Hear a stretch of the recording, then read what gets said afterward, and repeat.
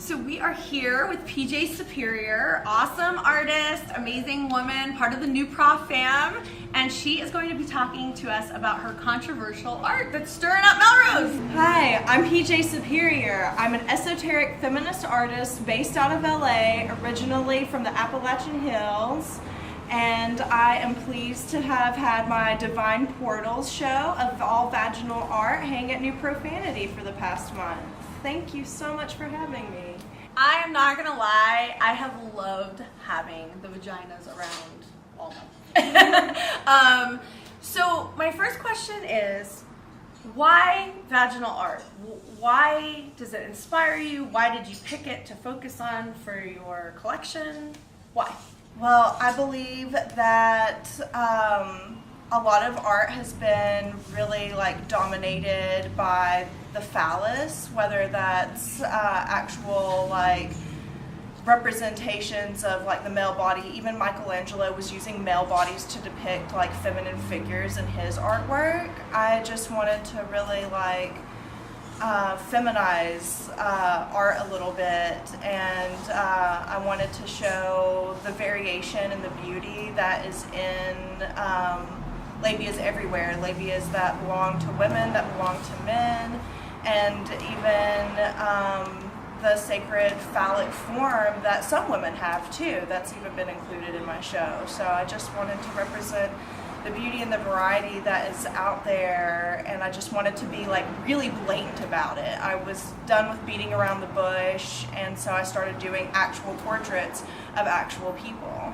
So there are a lot of goddesses on the wall right now. There's the Virgin Mary, there's Kali and Guan Yin, and they're all vaginal interpretations. So why the goddesses? Well, the goddesses started with the Virgin Mary. I kept seeing the Virgin of Guadalupe around, and I kept seeing a vulvic form. So I wanted to really literalize it and show other people what I had been seeing. And she became very popular, and other people tried to claim her or use her for their own gains. And it really triggered me because my art was being taken, and I realized that what I was seeing was a talisman of sexual healing because I've been through sexual trauma throughout childhood, and I had to create more goddesses, I felt like, to protect her and heal her. So Kali became the Virgin Mary Maria Rosa's guardian, and ushering her to renewing herself in her power. And Guan Yin became a healer because she is ever empathetic and sympathetic. And those goddesses taught me how to deal with my anger and my sadness around Maria being taken and claimed by other people. And I'm working on a fourth goddess now of Aphrodite, who will soon be released. That's incredible. I didn't know any of that, so that's really cool. Yeah, and to all those people who steal people's art and claim it for their own or don't credit the artist, fuck you, okay? Fuck you, fuck art theft. Happens to PJ all the time, and it fucking sucks, so I just want to add that. So when men come in the store while your show has been up, there has been a lot of uncomfortable fidgets and people being like, oh my god, that's a vagina, and oh, is that really what I think it is, and oh, and so we noticed that it was really kind of repelling men in our store because they were getting embarrassed and uncomfortable. So we hit the streets of Melrose, we asked men what they thought, if they were afraid of vaginas, what it was, we showed them your art, and everyone loved your art, by the way. Oh. So it was a really funny experience. But what would you say to those guys that got uncomfortable around your art? I would say that they're afraid to see their mothers as a whole person beyond being their mothers. Because the fact is that even if we were born cesarean, we still got through this world through a vagina somehow.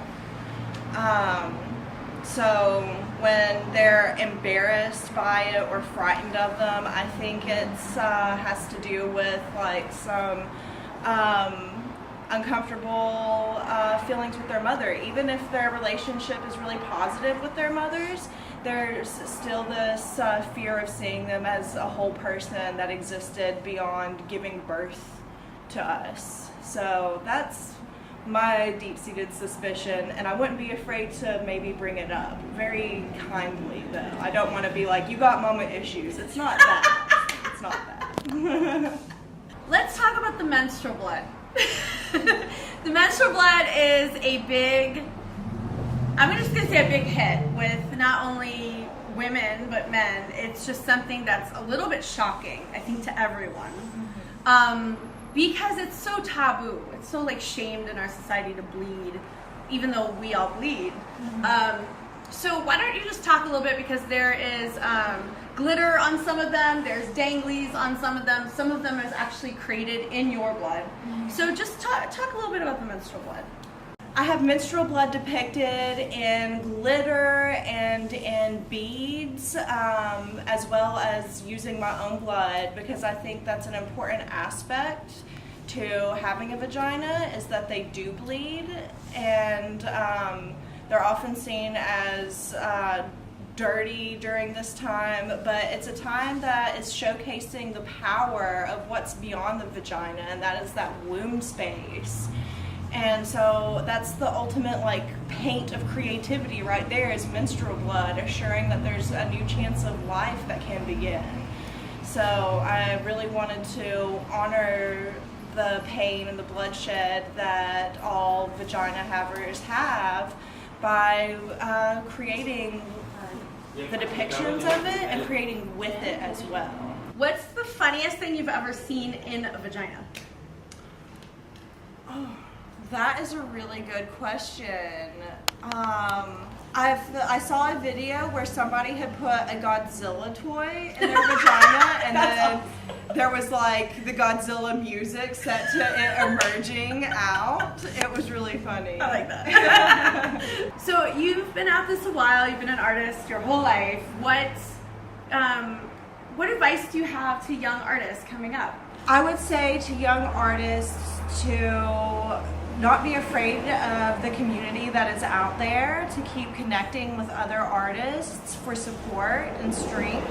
There is strength in numbers out there, and there are a whole bunch of other artists out there, and they can teach you and inspire you. You don't have to go to art school. I did, and I'm glad I did, but mainly because of the connections and the community that I made.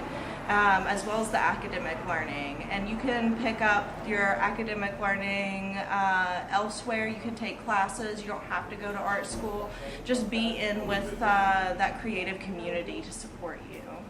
I think that's an excellent point. Creative community is so underrated, I think, because it inspires us, it lets us grow, it helps us get ahead because other people know things that we don't know. Yes. So I think that's an excellent point.